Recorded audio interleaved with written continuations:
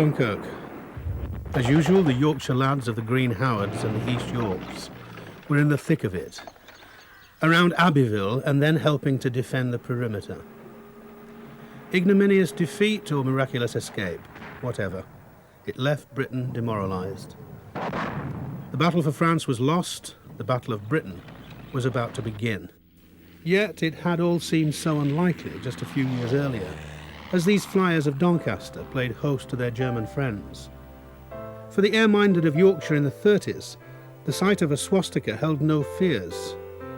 And it was perhaps only the training of Spanish pilots, ready for the Condor Legion, and Germany's involvement in the Spanish Civil War, that caused many to rethink the wisdom of a return visit to Ringsdorf Aerodrome in Berlin. By 1939, friend had become foe.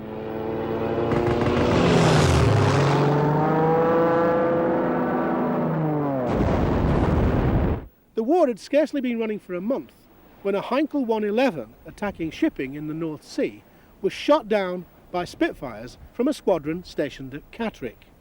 The plane crashed into the sea about 20 miles off the Yorkshire coast. 2 of the crew members were killed. The other 2 managed to scramble into a rubber dinghy before the plane sank, and they paddled for the shore.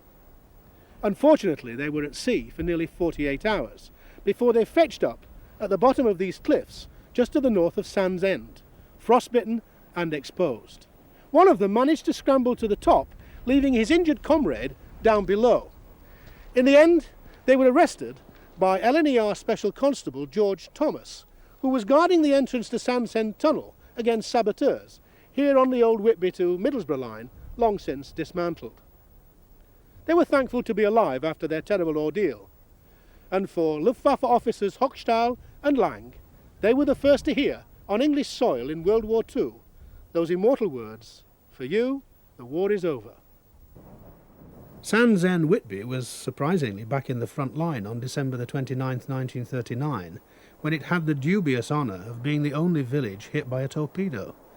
The torpedo in question had missed its intended target in the North Sea, but travelled on and exploded against the sea wall, causing some damage, but thankfully no casualties. We're on the frontiers of the North Riding of Yorkshire, on the busy A171 just outside Whitby, at its junction with the A169 to Pickering. As motorists pass by, they'll see very obviously the sign to the North York Moors National Park. But there's a sign they might miss.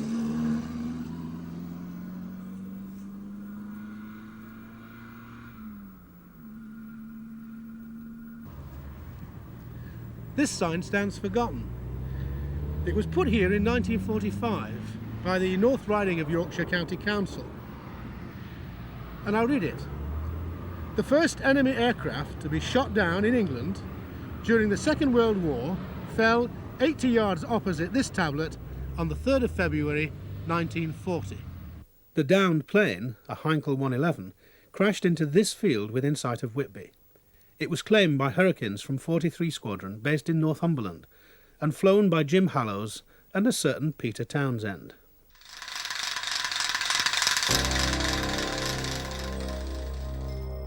Gas bombs were the most feared weapon in the Luftwaffe armoury, and Sheffield was not alone in holding gas attack exercises in its city centre. If gas bombs were used, Britain and Yorkshire would be ready. Some 37 million gas masks were manufactured, and there was even one for the smallest baby. Special decontamination trains were based at both Sheffield and Leeds, ready for the worst. Not surprisingly, volunteers flooded into the emergency services. Equipment was short, improvisation was the norm, and time for training was to prove shorter than they'd hoped. When war started for real, it was not just Britain's emergency services that found themselves ill-equipped. Across the Channel, in the face of the German blitzkrieg, the French army fell apart, and the British Expeditionary Force fared little better. It was a similar story for the 49th West Riding Division in the Norwegian fiasco. The Royal Navy, the senior service, had already suffered significant losses, but was still largely intact. Her great battleships and carriers could not be risked in the narrow confines of the Channel, where they would be easy prey for the Luftwaffe's Stukas and the Kriegsmarine's torpedoes. Invasion was, seemingly, imminent. It was then that a very worried Anthony Eden, Churchill's new War Minister, arrived at York Station to attend a top-secret conference here at what was then the Station Hotel. It had been convened here because for a few significant months York became the focus of military activities in Britain.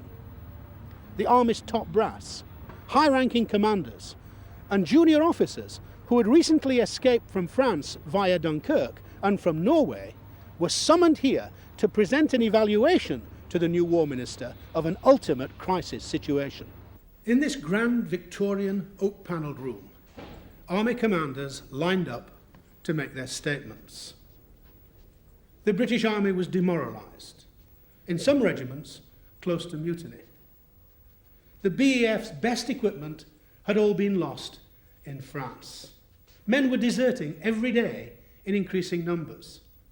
If Germany invaded, Britain would be lost. The questions that were asked in this room: if the Nazis invaded, could the British Army fight? Would the British soldier fight? Decided the fate of the British Empire.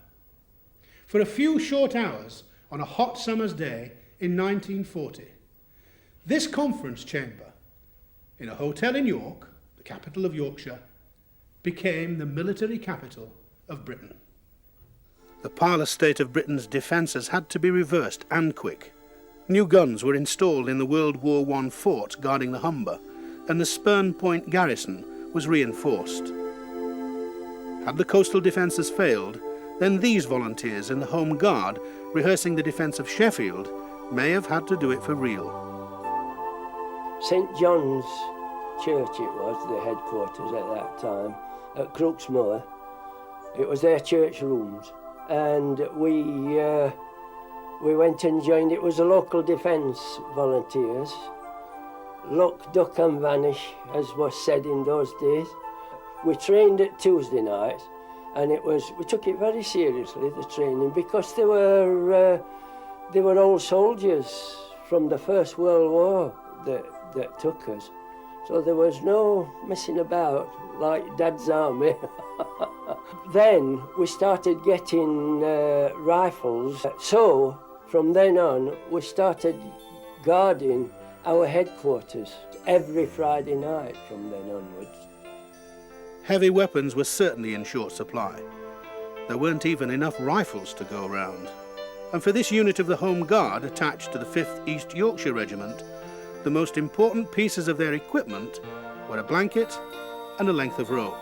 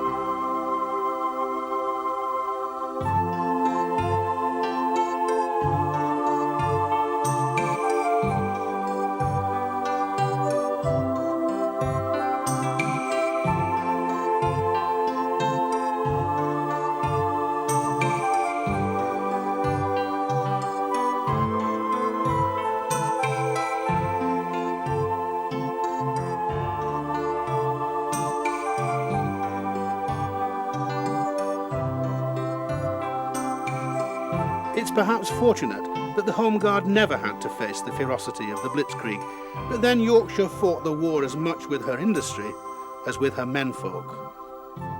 The mills of Leeds and Bradford turned out uniforms by the thousand. The steel and armaments factories hit record levels of production. As the men joined the forces, the women took over in the factories and also in the fields, although the efforts of the young women in the land army did take time to be appreciated by some. The land girls were a bit of a joke, you know, people laughed about it, but I think we did a good job on the whole, you know. When you were in a hostel and there were a crowd of you, you went in a field and there'd be about 20 land girls in a field, all going up the field, joking and laughing. It were great. There was Mr. Chapman, his daughter Mary, and a son, Stan. And I did a milk round in Keighley itself. I used to take the milk round.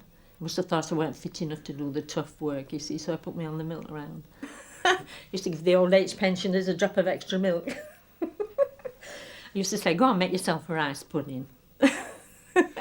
Then the farmer used to say when I got back, that milk's not got very far, you know. I thought, little do you know, all the old age pensioners. Despite the camaraderie of everyday life, everyone realised the gravity of the situation. The evacuation of children from Yorkshire's great cities began in earnest, and even these children from Hepworth School near Holmfirth obediently carried their gas masks with them on a nature trip through the woods. Each one was under strict instruction to run straight to the air raid shelter in Hepworth House, should the siren go during school time. In the upper classes, the older pupils helped dig for victory in the school grounds, and homegrown vegetables graced the dinner tables. In Beverley and throughout the county, children scoured their bedrooms for books to donate for recycling. The U-boat blockade and the fall of Scandinavia meant timber imports were limited.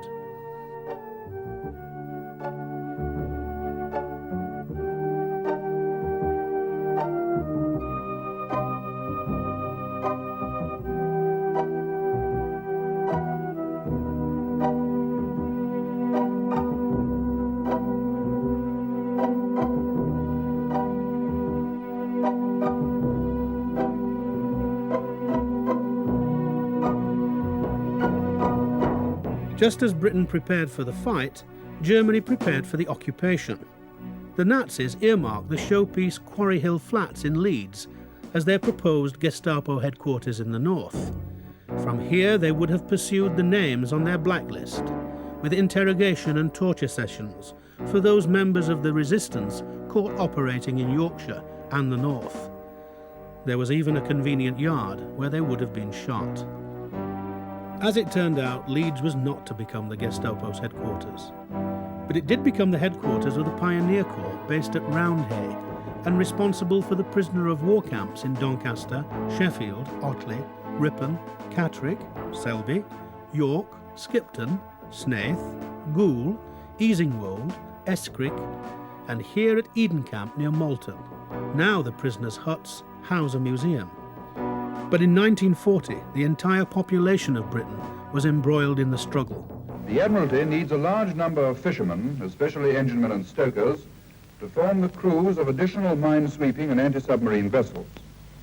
The age limits are 18 and 45, and volunteers should, if possible, have had not less than 1 year's experience in deep-sea fishing vessels, but men with a satisfactory general experience may also be accepted. Application should be made to the nearest registrar, Royal Naval Reserve, who will be found at the Mercantile Marine Office or Customs House.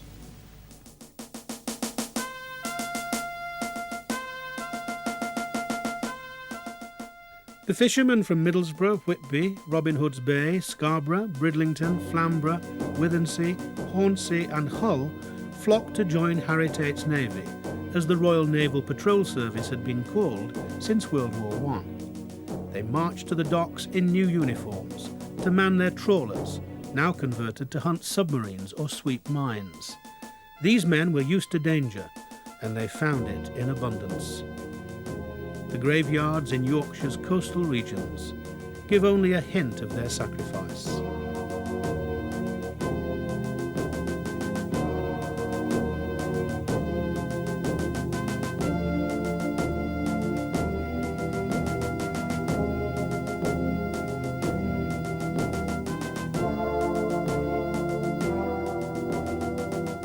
Within a few months of war, another voluntary organisation came into being, the ATC, the Air Training Corps.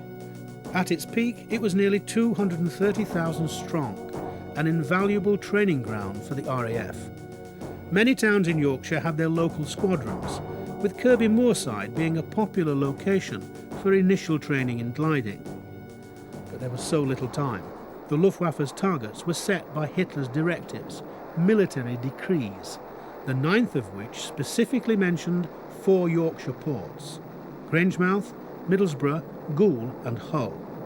On the 24th of May 1940, Middlesbrough was the first to be hit. I think the most spectacular bomb was the sirens hadn't gone, and there was just, when they did go, we all woke up middle of the night to find that the whole place was lit up, and the rank and file, we weren't told actually what had happened, but the theory was that one lone bomber had got separated, had a bomb left and thought, well, I'm not taking this back home, and dropped it, and right in the gas tank, which was full of gas.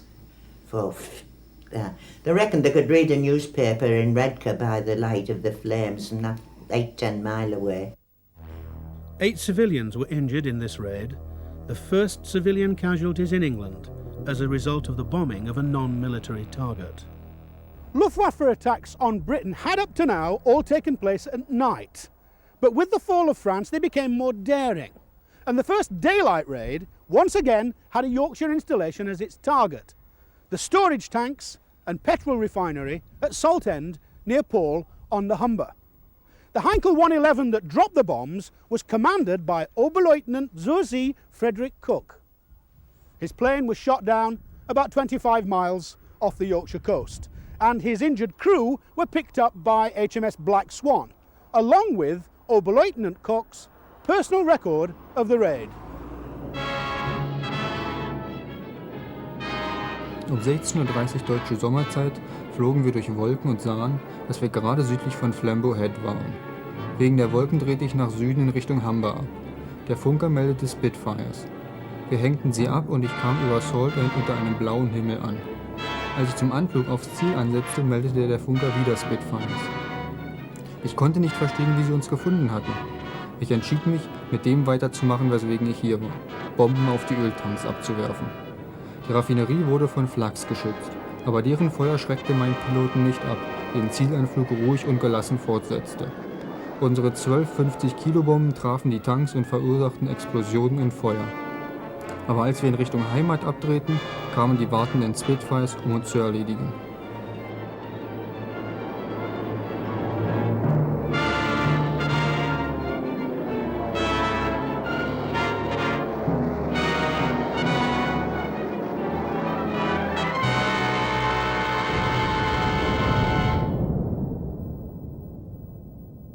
The Luftwaffe's campaign against Yorkshire increased in intensity in the summer of 1940, using bases in newly occupied southern Scandinavia.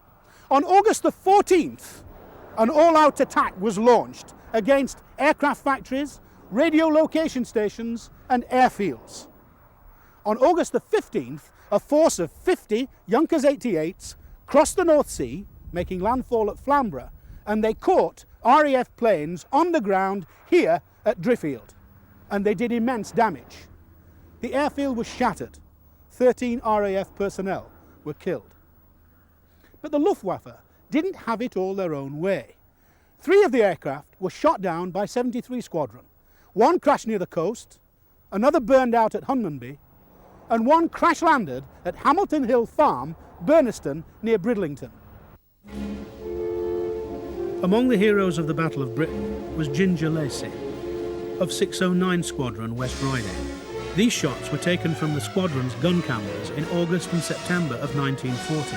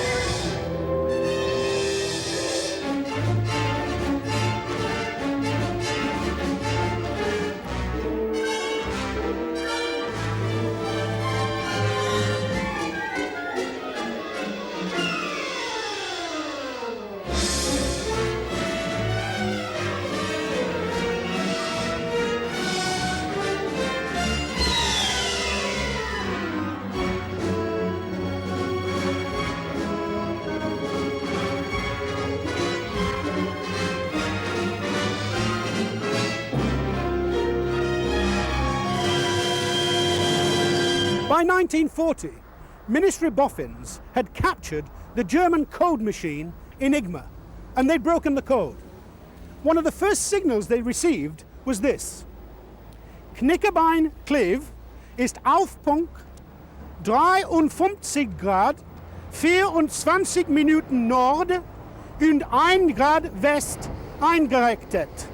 Translated, it reads, Kleve Knickerbein is directed at 53 degrees, 24 minutes north, 1 degree west. The first fixing of the secret German radio direction finding and bomb aiming device, Knickerbein, was over here. The blitz on Yorkshire and the north of England would be calculated from this point. 53 degrees, 24 minutes north, and 1 degree west is over the Yorkshire town of Bawtry. As the Luftwaffe turned its attention from military to civilian targets, so Yorkshire cities suffered. On the 12th and 15th of December 1940, massive raids were launched against the steel industry in Sheffield. The Germans used their radio direction, navigation and bomb aiming device, but they missed the factories and instead destroyed the city centre. Had the Germans bombed more accurately, the country's only stamping press for Spitfire and Hurricane engine crankshafts may have been destroyed, and with it any chance of winning the Battle of Britain.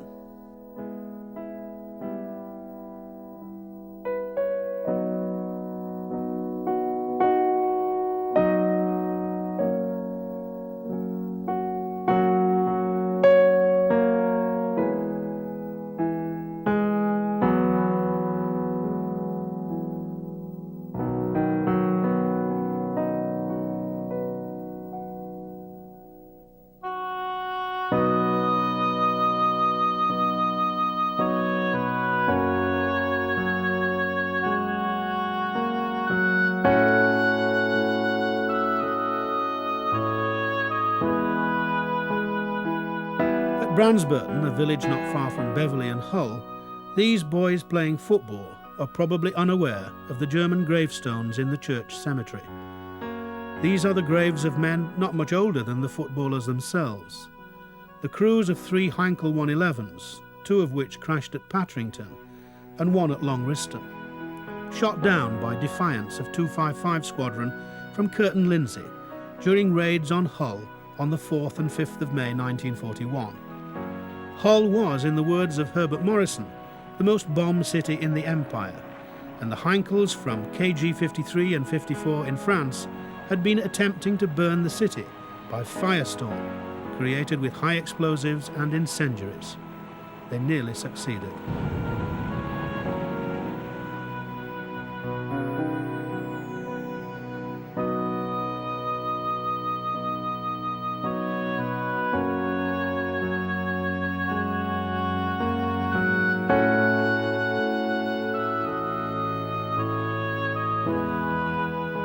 As the battle for air supremacy raged, the men of the 50th Northumbrian Division were sent to the Western Desert, where the Yorkshire battalions, who were its mainstay, suffered very heavy casualties in the defence of Gazala against Rommel's Afrika Korps.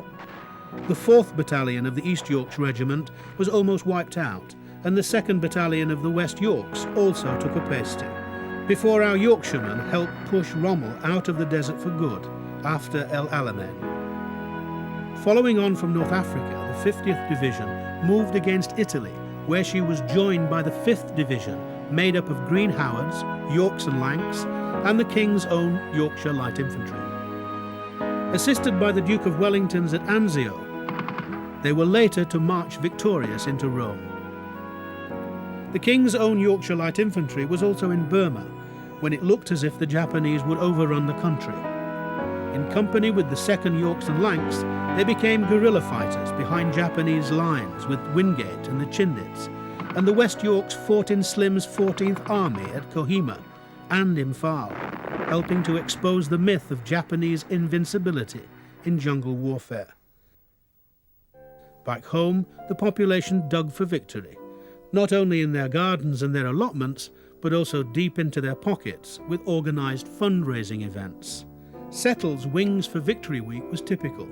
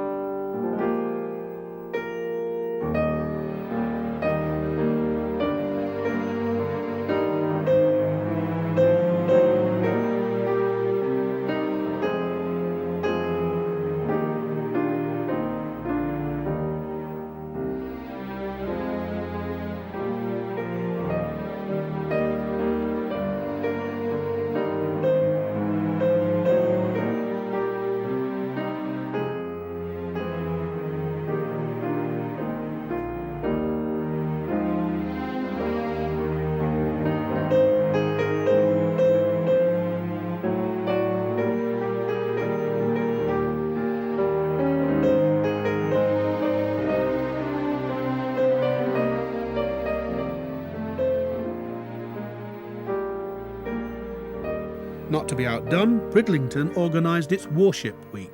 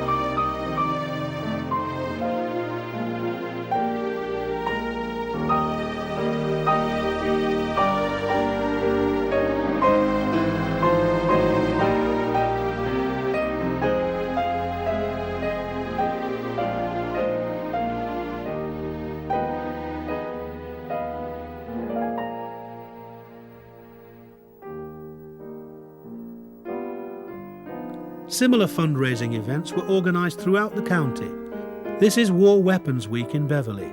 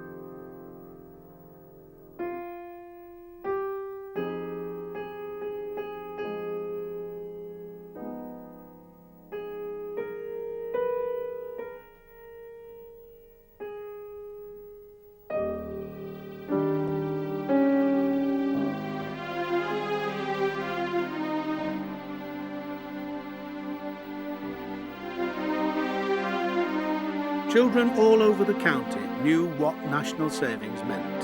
And in Leeds alone, fundraising efforts raised over £7.5 million, enough to buy dozens of the Lancaster bombers being built at Yeadon. The factory itself was built into this hillside, and then it was camouflaged on the top with artificial cows and sheep and all different things, you see, to make it look like the ordinary habitat of anything. If any aircraft came over, they would just think it was the ordinary countryside. It was very, very well done, I agree.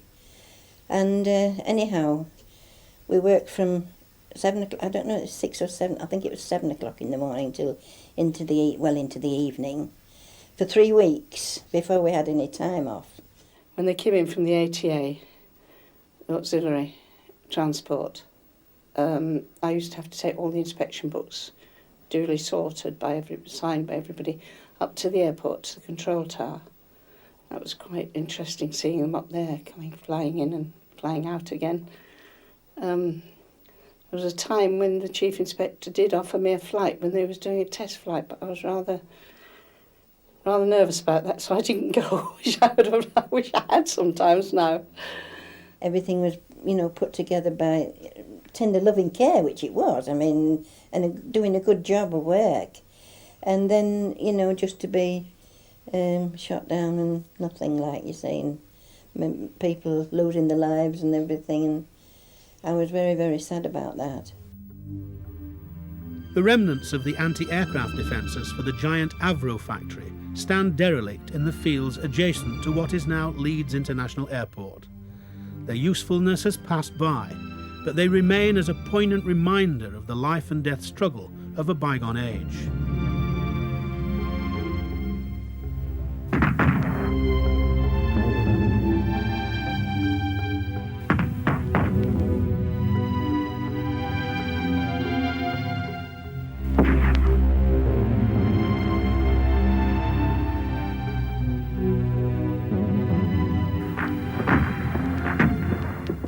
Few Yorkshire towns of any size missed the Luftwaffe's attention during the Blitz, but the coastal regions were particularly vulnerable. Middlesbrough and Redcar were major industrial targets, but the ports of Scarborough and Bridlington did not escape. Bombs destroyed the front of Bridlington's post office. The join where it was all rebuilt can still be seen today.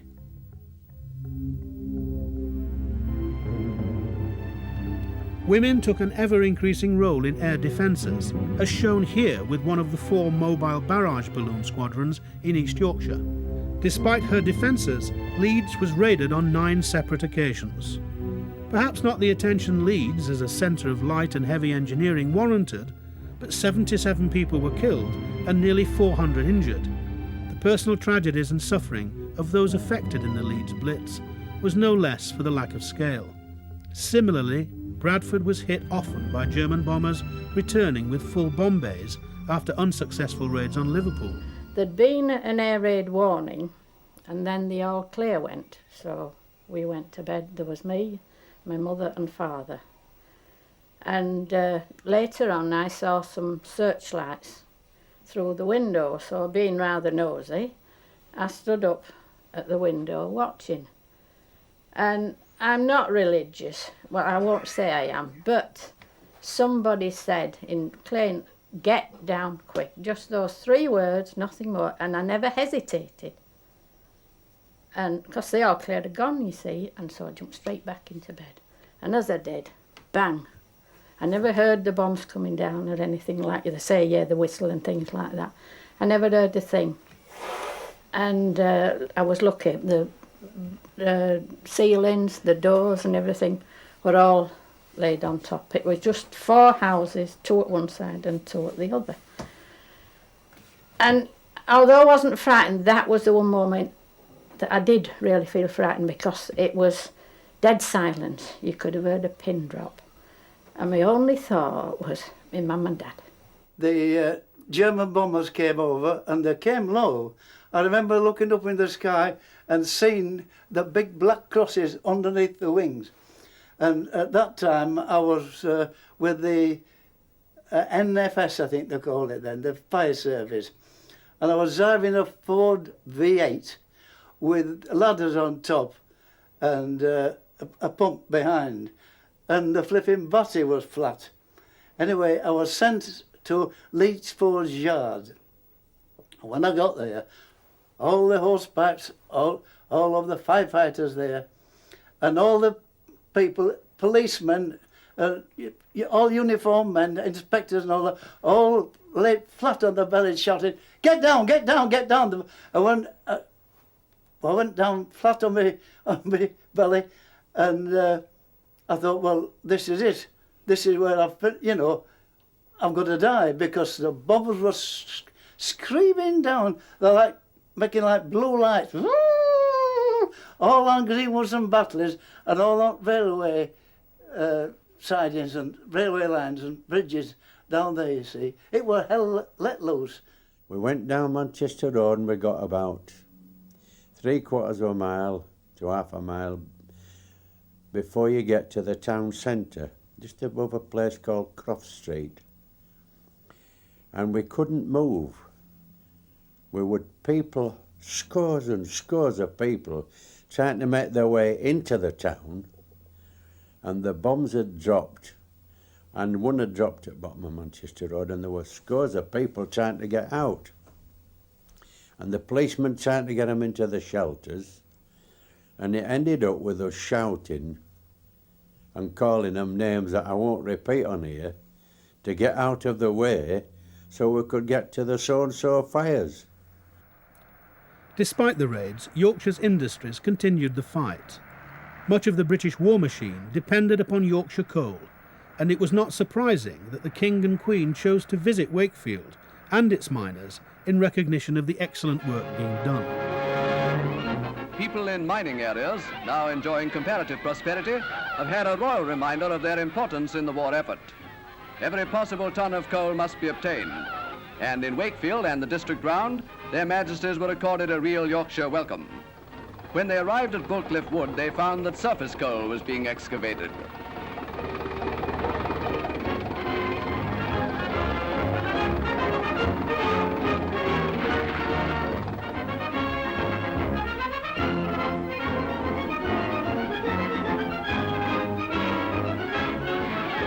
Their Majesties accepted invitations to go into miners' houses. Altogether, the royal visit was highly popular among the people who produced the prime necessity of war production.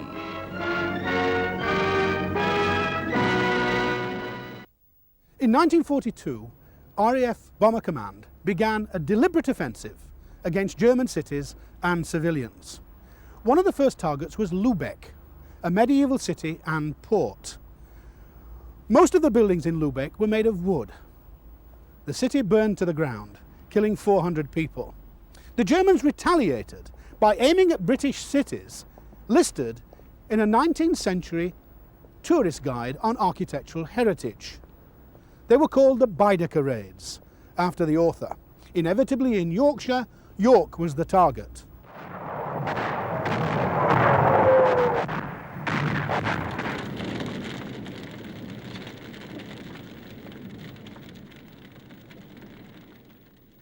This is Heslington Hall, part of York University.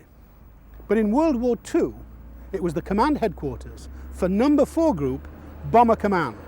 From here, the night raids into occupied Europe and the Third Reich were planned and sanctioned.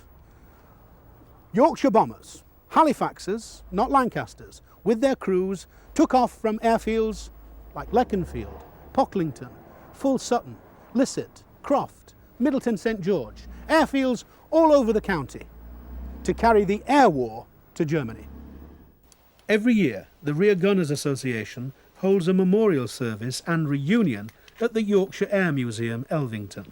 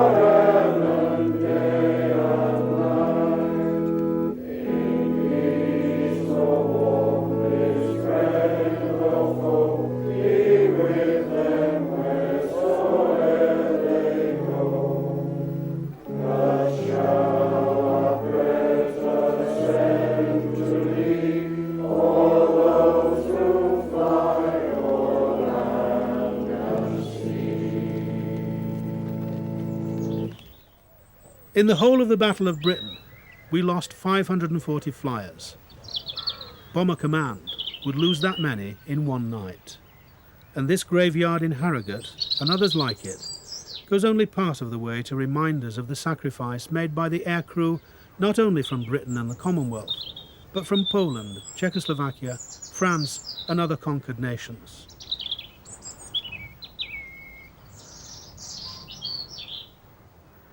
Any man who says he wasn't afraid is either a liar or a fool. Clearly, we were all afraid.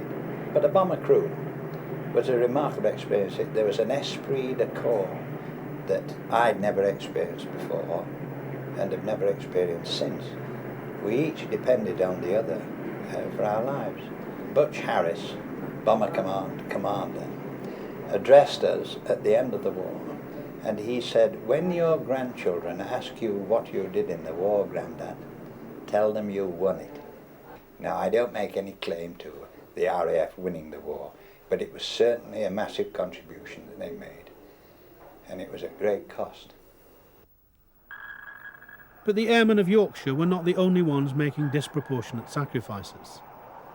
The merchantmen sailing from Teesside and the Humber on the Murmansk run faced perhaps the toughest task of all. Attacked by submarine, surface ship, mine and aeroplane, they sailed under civilian regulations, and their pay ceased as soon as their ships were sunk. There was many a Yorkshireman in the Merchant Navy's 130,000 personnel, of which 30% were killed. The shipyards of Middlesbrough and Stockton worked hard to replace losses, while the smaller yards of Beverley, Selby, Goole, Hesel, Bridlington and Hull worked 7 days a week on minesweepers, corvettes, trawlers, tugs and other small craft, while associated engineering companies made their engines. Later they would supply nearly 300 tank and troop landing craft for the D-Day invasion. Much of the Mulberry Harbour was built in Goole, and Pluto, the pipeline under the ocean, was invented by a Yorkshireman, Arthur Hartley, educated at Hymers School, Hull. The scale of military build-up in Yorkshire is difficult to imagine for those who did not live through wartime. General Leclerc and his Free French 2nd Armoured Division were billeted around Beverley and the East Riding. His headquarters was in the home of Yorkshire aristocrat Lord Hotham. There's many a Frenchman alive today who remembers well Yorkshire folks' hospitality and friendliness. Yorkshire's role was not forgotten during the 50th anniversary celebrations of the liberation of Paris, attended by the then Mayor of Paris, but now President of France, Jacques Chirac. Du Camp des Grands-Îles de Versailles.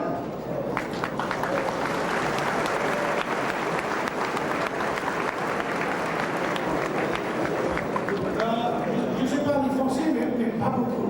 De la part de tous les gens en Angleterre, de la région de l'Est de Yorkshire, qui a donné un accueil à la 2e division blindée pendant les années dangereuses. Je présente les armes de notre county et aussi une vidéo faite de Hull. Peut-être il y a des gens ici aujourd'hui qui souvenir des jours de Hull à la guerre et avec les images de Dalton Hall, le quartier général.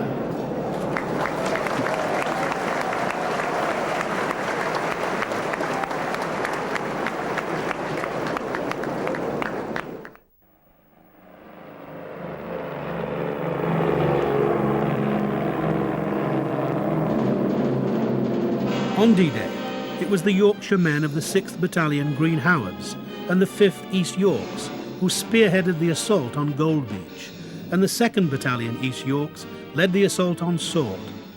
Following on was the 49th Division, the Polar Bears, having been relieved of their garrison duties in Iceland.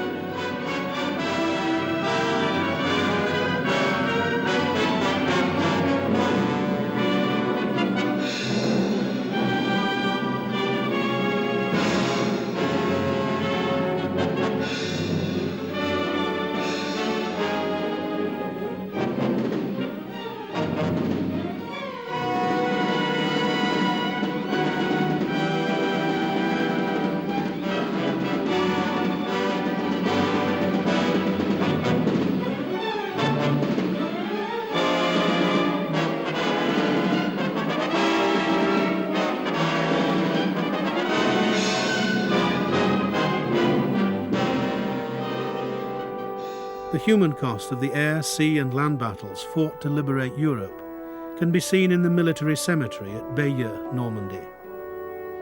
Below each gravestone lies a soldier, a sailor or airman who paid the ultimate price in the struggle against Nazi tyranny. But these men are also Yorkshiremen, born in Scarborough, Hull, Sheffield, Rotherham, Leeds, Bradford, Huddersfield, Halifax and Teesside, and in the villages and hamlets of the Dales, the North York Moors and the Yorkshire Wolds. For these men, someone, somewhere, still mourns.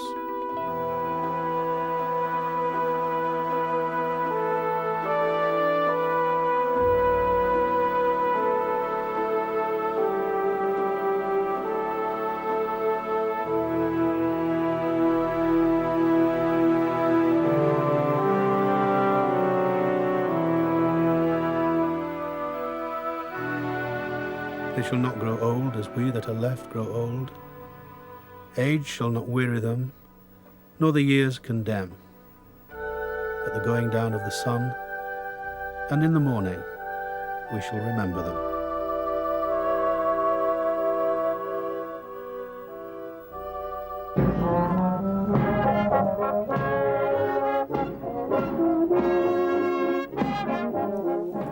That the liberation of Europe was a success is down to these veterans and others like them, marching to Leeds Parish Church for a service of commemoration to mark VE Day. These are old men now, but they march with both pride for their achievement and regret at the cost.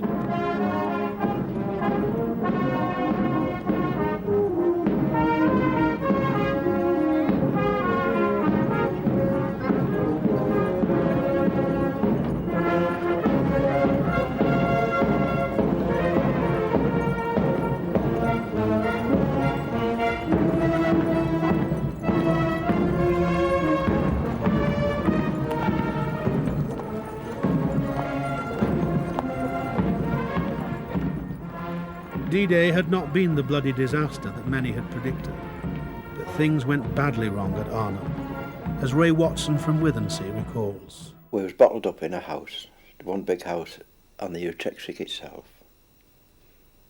We'd met up with a Tiger tank, which was just outside. And of course they've only to turn round and to point the gun at you and you've had it. Anyway, we'd parted company from an A company to go on a different route into Arnhem, so many of us. An A company, I was sent by General Urquhart to A company to get some help, to try and relieve us, to get us out of the house.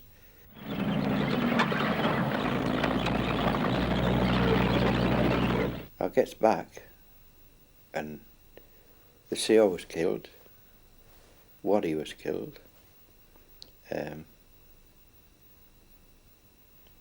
Captain Seacombe had lost his legs. Few people in Britain, let alone Yorkshire, were prepared for Hitler's V1 and V2 rockets, his secret revenge weapons.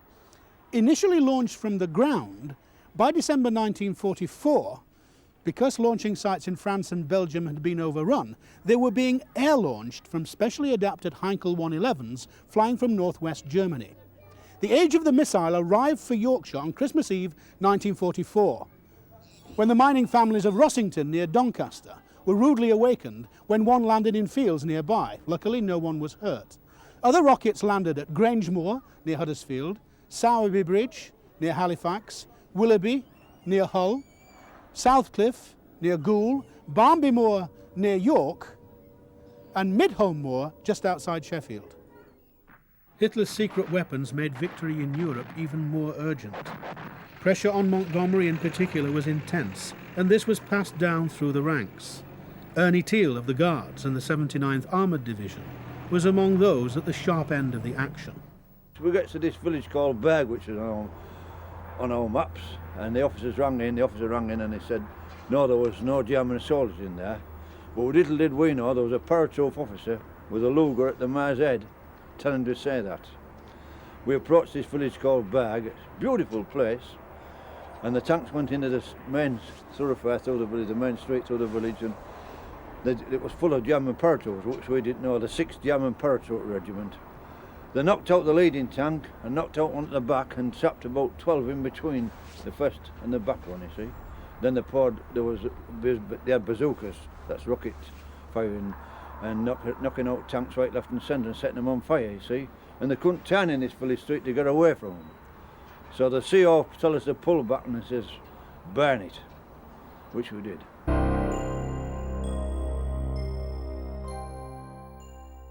On the night of the 3rd, 4th of March 1945, a force of Luftwaffe planes attacked the east of England from Essex to Northumberland. It was a last gasp to save the honour of the Corps.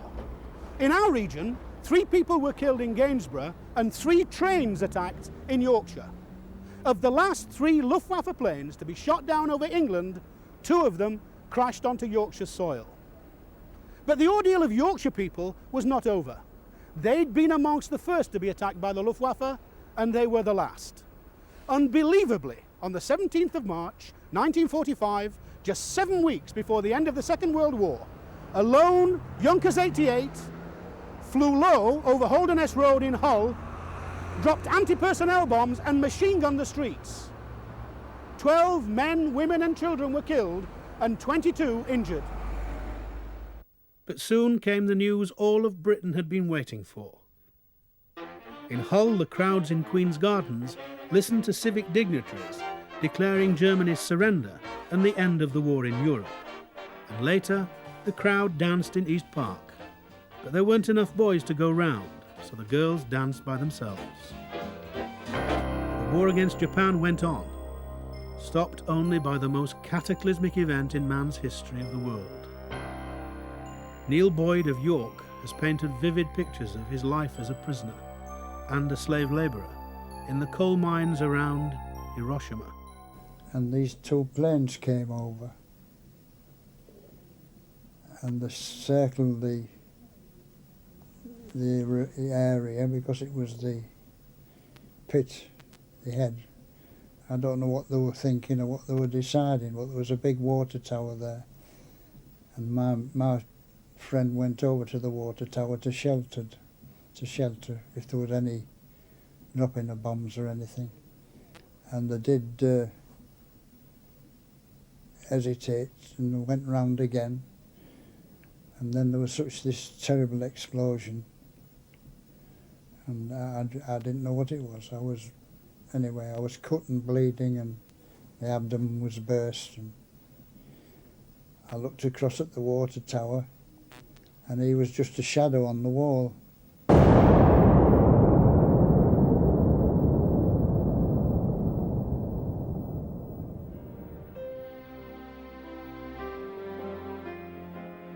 For Britain and her allies, it was a time for rejoicing. World War II was over.